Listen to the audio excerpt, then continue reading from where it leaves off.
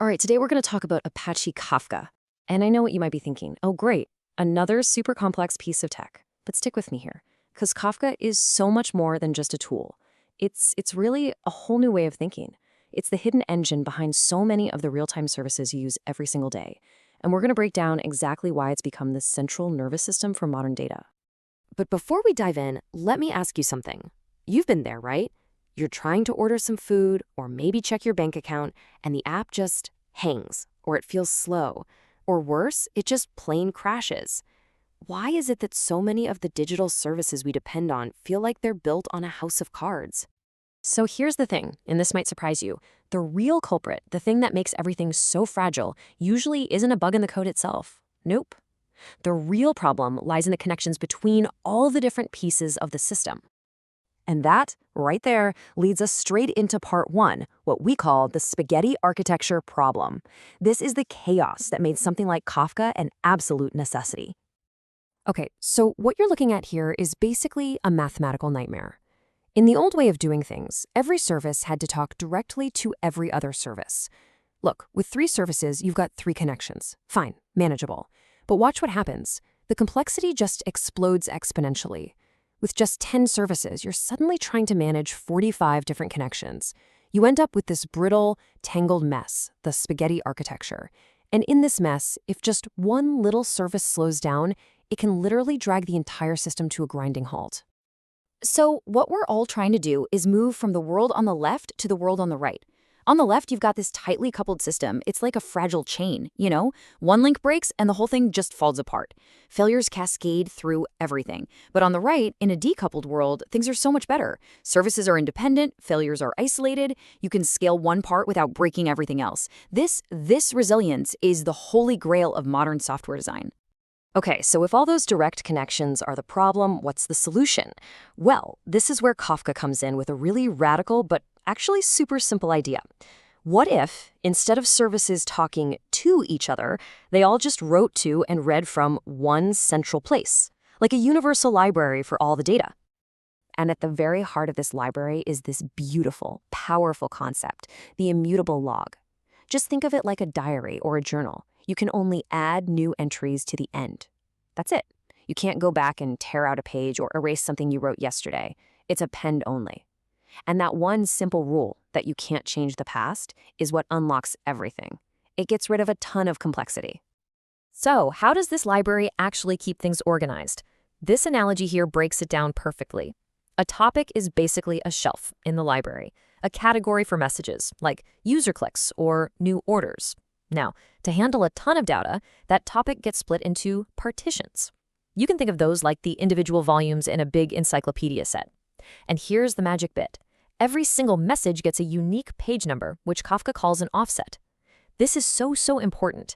It's how a reader, a consumer, can put the book down and know exactly where to start reading again later. Simple, but brilliant for scale. This whole library idea also solves a huge problem called back pressure. See, in a normal push system, you have a fast producer that's just blasting data at a consumer. If that consumer is slow, it can get completely overwhelmed and just crash. It's like trying to drink from a fire hose. Kafka flips that on its head. It uses a pull model. The consumer is in control. It only asks for data when it's good and ready. So if it's slow, it just asks less often. No big deal. The data just waits patiently in the log. It's automatic back pressure. Okay, so we get it. The architecture is flexible, it's resilient, but how on earth is it so mind-bogglingly fast? We're talking trillions of events a day. This is where we get into the real engineering magic, the secrets behind Kafka's insane performance. First things first, let's bust a huge myth. We've all been told disks are slow, right? Well, that's only half true. It's true for random access. Think of a vinyl record player where the needle has to jump all over the place to find the right song. That's slow. But remember Kafka's log? It only writes from start to finish. That's sequential access. It's like playing a cassette tape. And it turns out, modern disks are absolutely blazingly fast when you do that. We're talking speeds that are practically as fast as reading from memory. Okay, secret number 2 is a really clever trick Kafka plays. Instead of trying to manage all this memory itself inside the application, which can be slow and clunky, it basically says, hey, operating system, you handle it. See, your computer's OS is already using any free RAM it has to create a super fast cache of recent files. It's called the page cache. Kafka just piggybacks on that. So most of the time when an application needs recent data, it's not even hitting the disk. It's just reading straight from the OS's RAM cache. It's genius. And all of that leads us to the grand finale, the zero-copy principle. Look at the traditional method up there. The normal way of getting data from a disk to the network is just wasteful. The data gets copied over and over again, bouncing around between the OS and the application. It's a huge waste of CPU. Kafka's approach, the zero-copy method, is way smarter. It basically tells the OS, hey, see that data in your cache? Send it directly to the network. Don't even bother copying it to me first. This frees up the CPU to do actual work and is a massive reason Kafka can handle so much data. All right, so Kafka is wicked fast. We've established that. But if we're putting all of our data, all of our eggs into this one basket, it better be bulletproof, right? What happens if a server just dies? Well, let's talk about how Kafka makes sure your data is practically indestructible. The whole story starts with this number, 3. Pretty much the industry standard for any serious production system is to have replication factor of 3. What does that mean? It just means every single message you send gets copied onto 3 separate machines. And why 3? It's the magic number that lets one machine completely fail while another one is down for maintenance, and your data is still 100% safe. But it's not just about making dumb copies. Kafka is way smarter than that. It maintains this kind of pact of trust called the in-sync replica set, or ISR for short. This is basically an exclusive club of replicas that are guaranteed to be perfectly caught up with the leader. And here's the key. A message isn't considered committed, truly safe, until every single member of that trusted club confirms, yep, I got it.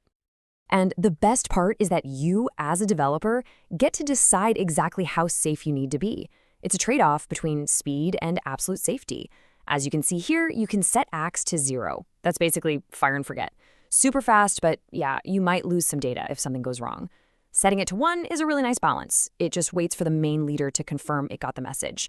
But for the really important stuff, financial transactions, things you absolutely cannot lose, you set acks to all. This tells Kafka, do not tell me you're done until every single one of those in-sync replicas has the data. It is the ultimate guarantee. So let's step back and put all these pieces together. What we have now is an architecture that is decoupled, so it's resilient. It's scalable, it's ridiculously fast, and it's practically indestructible.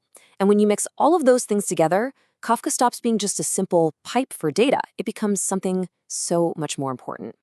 I think this quote really just nails it. It's not about just moving data from point A to point B anymore. It's become the core, the real-time hub that senses every single event happening in a business and lets the entire organization react to it instantly. And this nervous system concept, well, it's what enables pretty much all the cool stuff that defines the modern digital world. It's what lets you do real-time analytics, processing data the millisecond it's born. It's how you get hundreds of different microservices to all work together without descending into chaos. It gives you that single, undeniable source of truth for your entire business. And it's really the backbone that makes all these modern ideas you hear about, like data mesh, not just a theory, but a practical reality. So I want to leave you with one final thought. As you think about the systems you work with or build every day, ask yourself this question. Are they just moving data around in these clunky, fragile pipelines? Or are they part of something bigger? Are they part of a living, breathing, central nervous system that brings your whole business to life? Because honestly, that is the difference that Kafka makes.